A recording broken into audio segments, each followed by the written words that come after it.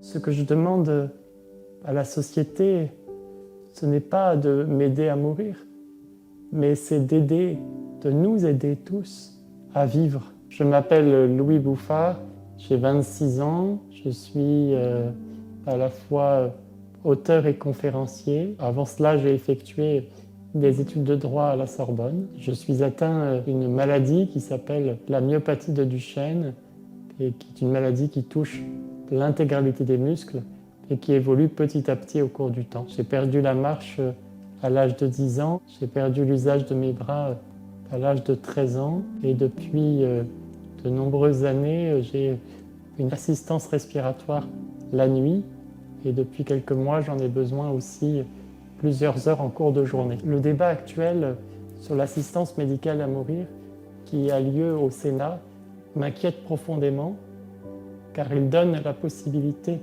au médecin d'administrer la mort à son patient qui se trouverait dans un pronostic vital engagé à court terme. Même si ce projet de loi a été amendé en commission des affaires sociales du Sénat, en passant d'une aide à mourir à une assistance médicale à mourir, mon inquiétude elle est double.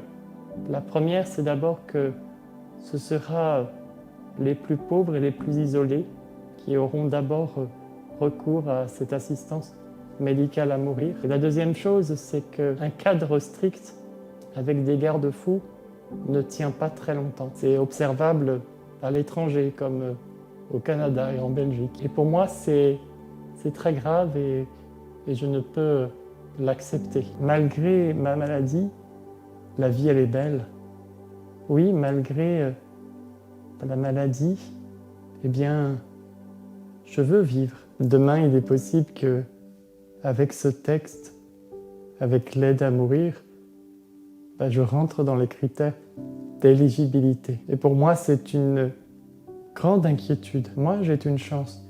J'ai la chance d'être entouré par ma famille, d'avoir des proches qui m'accompagnent, de pouvoir avoir accès aux soins. Et mon inquiétude, elle est plutôt pour celles et ceux qui n'ont pas cette chance, pour les personnes qui n'ont pas les moyens d'accéder aux soins. Cette loi touchera d'abord les plus pauvres, les plus précaires, ceux qui sont isolés, ceux qui n'ont pas de famille, ceux qui ne peuvent pas être accompagnés, être soulagés. Pour moi, cette loi serait une injustice qu'on ne peut accepter aujourd'hui dans notre pays. Ça vient nous poser la question, quelle société nous voulons pour demain ? Une société qui soulage, qui accompagne, qui garantit à chacun les conditions d'une vie digne, d'une vie où chacun a sa place dans la société, ou au contraire, voulons-nous une société qui abandonne les plus fragiles et les plus vulnérables ?